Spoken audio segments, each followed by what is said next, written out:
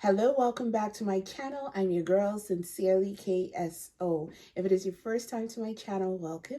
If you're a returning subscriber, welcome back, my honeys. I appreciate you guys. Thank you for sticking with me. You've been amazing this past few months. Thank you for your patience and your understanding as I navigate pushing out content to you guys. You are all appreciated. Thank you so much. It's very important. I want you to know that I understand your frustrations and how I've not been as regular as I used to be, but just hold out, just hold on, and I will be back in full force as soon as I can. Okay, much love. All right, we're going to take a look at Chris Rock and his latest special, Selective Outrage. Listen, I've been waiting for him to say something after that infamous slap. Everyone has been talking but him.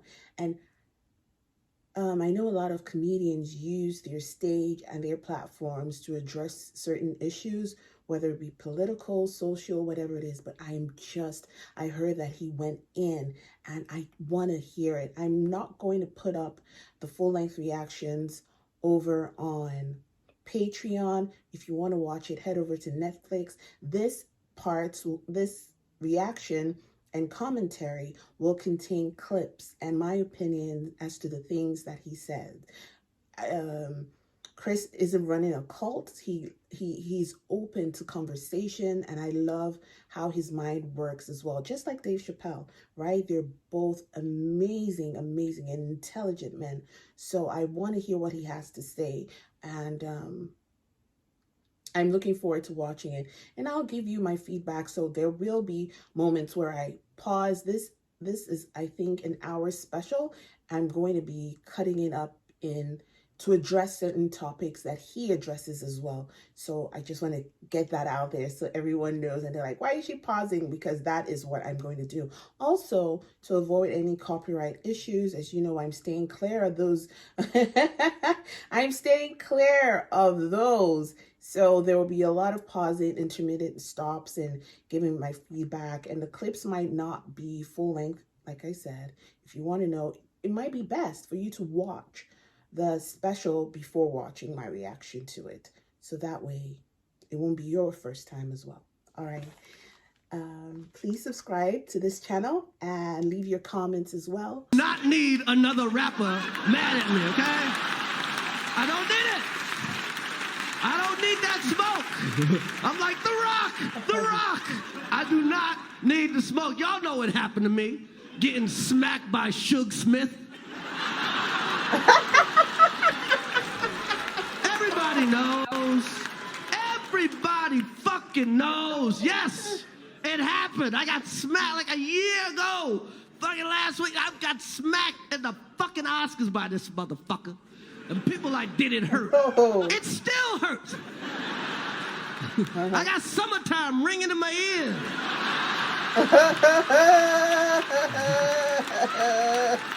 Fucking drums, please. Never gonna happen.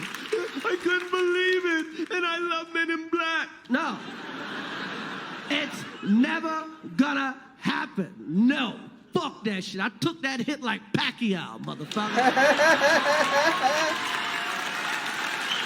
I took it like motherfucking Pacquiao, okay? Shit, man. Did it hurt? Yeah, motherfucker, it hurt. And people are, well, you guys are fighting all the time. We're not fighting. First of all, I know you can't tell on camera. Will Smith is significantly bigger than me. We are not the same size, okay? Right. We are not. This guy, Will Smith does movies with his shirt off. You've never seen me do a movie with my shirt off. Right. If I'm in a movie, Will Smith played Muhammad Ali in a movie. You think I auditioned for that part? He played Muhammad Ali. I played Pookie in New Jack City. Pookie, really? I haven't watched that, but it sounds funny.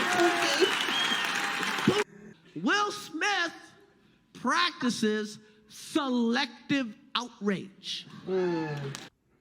Now we get practices selective outrage. outrage. Because everybody knows what the fuck happened. Everybody that really knows I had nothing to do with that shit. I didn't have any entanglements.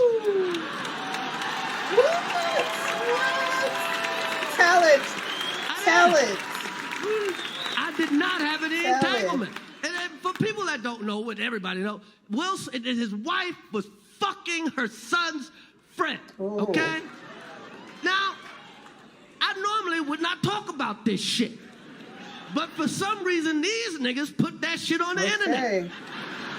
I have no idea why two talented people would do something that fucking low down. What the fuck? We all been cheated on. Everybody in here have been cheated on.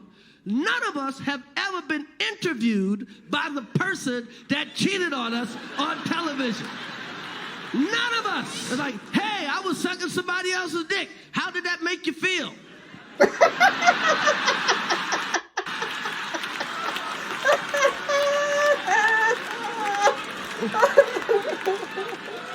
Why the fuck would you do that shit? I know.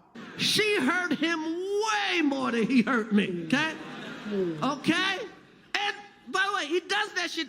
Everybody in the world called him a bitch. I tried to call the motherfucker and give him my condolences. He ain't pick up for me. Everybody called that man a bitch. Fucking Charlemagne called him a bitch, and the Breakfast Club called him a bitch, and the View, and the Talk, and every rapper, and the Drink Champs called him a fucking bitch. Everybody called him a bitch. They called his wife a predator. Everybody called him a bitch. He's calling him a... Everybody. Oh my God. Everybody. Oh my God. And who's he hit? Me. A nigga he know he could beat. That is some bitch ass shit. Yes. It was. Pause. Let's really talk about it. I so agree with that. I so agree. I think that is the whole essence of being a bully.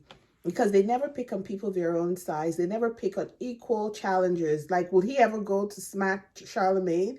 That one who's on that looks like a thug. He's going to fight him back. The reason he felt this was an easy target. And the funny thing is that if you replay that scene, you could see that Will Smith laughed after, and it wasn't until Jada was like, that he now got up and went to smack his face.